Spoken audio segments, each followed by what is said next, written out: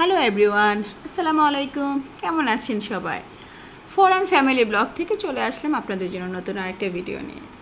পরিবারের সবাইকে নিয়ে আজকে পুরান ঢাকা যাওয়ার উদ্দেশ্যে রওনা দিয়ে দিলাম। অনেক দিন থেকেই বাচ্চারা বায়না ধরতেছে পুরান ঢাকা যাবে। পুরান ঢাকায় গিয়ে ওখানকার যে ঐতিহ্যবাহী খাবারগুলো আছে সেগুলো খাবে, স্পেশালি হাজির বিরিয়ানি খাবে, আরও অনেক কিছু খাবে। কিন্তু আসলে যাব করে ওইভাবে সময় হয়ে ওঠেনি। তো আজকে চিন্তা করলাম যে না, আজকে আমরা বের হয়ে পড়ি। তো আমার হাজব্যান্ডকে বললাম চলো সকাল সকাল আমরা বের হয়ে যাব, ওখানে গিয়ে আমরা নাস্তা খাবো, তারপরে দুপুরে খাওয়া দাওয়া খাবো, আহসান মঞ্জিল ঘুরবো, তারপর আমরা বাসায় ব্যাক করব। কিন্তু আনফর্চুনেটলি আমাদের সকালবেলা যাওয়া হয়নি। আমরা সকালে একটু লেট করে ঘুম থেকে উঠেছি এবং বাসা থেকে সকালের নাস্তাটা খেয়ে আমরা পুরান ঢাকার উদ্দেশ্যে রওনা দিয়ে দিলাম। আমাদের পুরান ঢাকায় পৌঁছতে অনেক বেশি লেট হয়ে গিয়েছিল, বিকজ রাস্তায় প্রচুর জ্যাম ছিল। আর যেহেতু আমরা ওয়ার্কিং ডেতে বের হয়েছিলাম, যদি আমরা হলিডেতে বের হইতাম হয়তো বা এতটা কষ্ট হতো না। তো আমরা প্রথমে গিয়েছিলাম আহসান মঞ্জিল ঘুরে টুরে প্রচণ্ড খিদা পেয়ে গেছে। তারপরে আমরা ওখান থেকে বের হলাম 3:30টার সময়। আহসান মঞ্জিল থেকে বের হয়ে আমরা একটা অটো নিয়ে সরাসরি রওনা দিয়ে দিলাম নাজিরা বাজারের উদ্দেশ্যে খাবারের খোঁজে। পুরান ঢাকায় নাজিরা বাজার নাকি খাবারের জন্য বেশ প্রসিদ্ধ। আমরা প্রথমে নাজিরা বাজারে গিয়ে হাজির বিরিয়ানির দোকানের সামনে নেমে পড়লাম। তো ওখানে পাশাপাশি দুটা দোকান ছিল, একটা হানিফ বিরিয়ানি এবং একটা হাজির বিরিয়ানি। তো হানিফ বিরিয়ানিও দেখলাম যে সেখানে বেশ প্রসিদ্ধ এবং অনেক বেশি ফেমাস। তো আমরা ঢুকে পড়লাম হাজির বিরিয়ানির দোকানে। আর ওখানে যেয়ে দেখি এত বেশি মানুষের ভিড়, আসলে ওখানে অনেকক্ষণ দাঁড়িয়ে থেকেও কিন্তু আমরা কোনো রকমের জায়গা পাচ্ছিলাম না। আমাদের আগেও অনেকে সিরিয়াল দিয়ে দাঁড়িয়েছিল। তো আমার হাজব্যান্ড বলল অলরেডি কিন্তু 4টা বেজে গেছে, আর বেশিক্ষণ আসলে না খেয়ে থাকা যাবে না। আমার হাজব্যান্ড আবার ডায়াবেটিসের পেশেন্ট, তাহলে তার সুগার ফল করতে পারে। তো চলো আজকে আমরা হানিফ বিরিয়ানিতে টেস্ট করে দেখি কেমন। দরকার হলে হাজির বিরিয়ানি আমরা যাওয়ার সময় পার্সেল নিয়ে যাব। তো বাচ্চারা কিছুটা মন খারাপ করেছিল, কারণ ওদের পুরান ঢাকায় যাওয়ার মেন উদ্দেশ্যই ছিল হাজির বিরিয়ানির দোকানে বসে হাজির বিরিয়ানি খাবে এবং অথেন্টিক একটা ফিল নেবে। আনফর্চুনেটলি ওদের উদ্দেশ্যটা আসলে সাকসেস হয়। ব্যাড লাগছিল আমাদের, আমরা ওই ফিলটা নিতে পারিনি। যত যাই হোক, যেই কোনো খাবার কিন্তু দোকানে বসে খাবার যে একটা আনন্দ এবং যে টেস্ট, সেটা কিন্তু বাসে পার্সেল এনে খেলে ভালো লাগে না। তো যাই হোক, আমরা যেহেতু অনেক বেশি ক্ষুধার্ত ছিলাম, আসলে এতক্ষণ ওয়েট করা সম্ভব ছিল না। তো আমরা হানিফ বিরিয়ানিতে চলে আসলাম এবং ওখান থেকে খাবার অর্ডার করে আমরা বসে পড়লাম। আর ওদের যে স্পেশাল বিরিয়ানিটা ছিল আমরা সেটাই অর্ডার করেছি। তো ওদের বিরিয়ানিটাও কিন্তু বেশ ভালো ছিল, একদম লাইট। আমি সাধারণত বিরিয়ানি খুব বেশি একটা খেতে পারি না, অল্প একটু খাওয়ার পরে আমার মোটামুটি পেট ভরে যায়। আমি কখনো এক প্লেট পুরো বিরিয়ানি শেষ করতে পারি না, কিন্তু সেদিন সবচেয়ে মজার ব্যাপার ছিল আমি পুরো বিরিয়ানি শেষ করে ফেলেছি, এবং সেটা সবার আগে।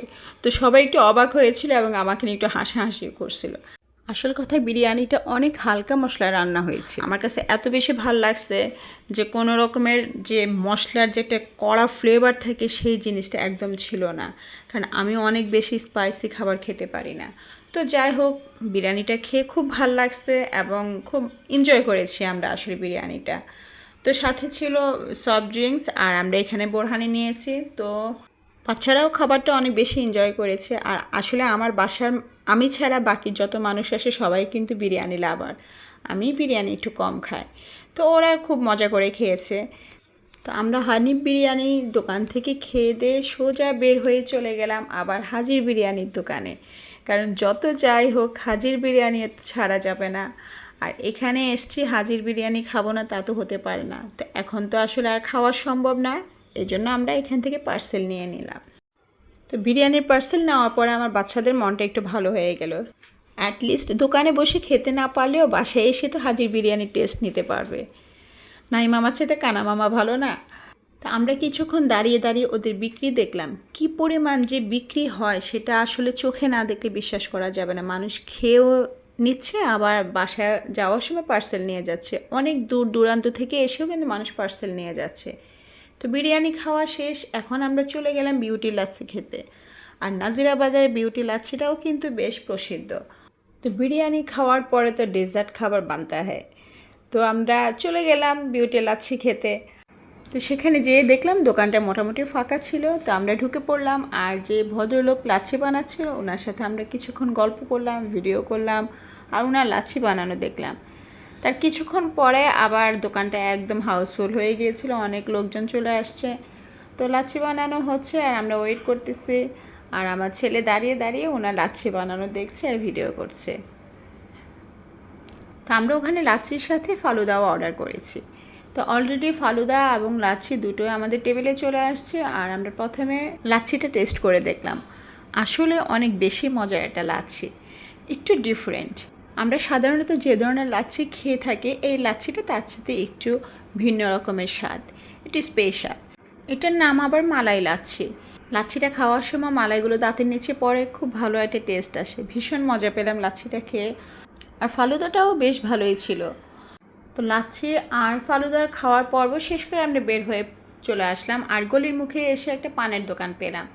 আর পানের দোকান পেয়ে তো আমি সাথে সাথে ওখানে থমকে দাঁড়িয়ে গেলাম। আমার হাজব্যান্ডকে বললাম আমি এখন পান খাবো। তো আমার বাচ্চারাও আবার মিষ্টি পান খায়, আমার আবার পান দেখলেই খেতে ইচ্ছে করে। তো মিষ্টি পানের অর্ডার দিয়ে দিলাম 3 জনের জন্য। আমার হাজব্যান্ড খায়নি, আমি আর বাচ্চাদের জন্য। এই যে ছেলেটা কি সুন্দর করে পান বানাচ্ছে, আর এখানে পানের দাম সর্বনিম্ন 20 টাকা থেকে শুরু করে 100 টাকার উপরে।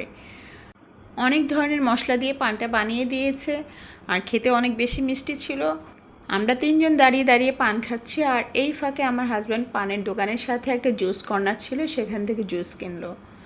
তো পান টান খাওয়ার পরে দেখলাম যে সন্ধ্যা প্রায় ঘনিয়ে আসছে, এখন আর বেশিক্ষণ এখানে স্টে করা যাবে না, আমরা এখনই বাসার উদ্দেশ্যে রওনা দিয়ে দিব। তো আমার ব্লগিং ভিডিওগুলো আপনাদের কেমন লাগে আমাকে কমেন্টস করে জানাবেন। আর আজকের ভিডিও যদি আপনাদের একটু ভালো লেগে থাকে তাহলে আমার চ্যানেলটি সাবস্ক্রাইব করে দেবেন আর ভিডিওটি লাইক দিয়ে দেবেন। আমার পরবর্তী ভিডিও দেখার আমন্ত্রণ জানিয়ে আজকের মতো এখানেই বিদায় নিচ্ছি। সবাই ভালো থাকবেন আর আমার চ্যানেলের পাশেই থাকবেন। আল্লাহ হাফেজ।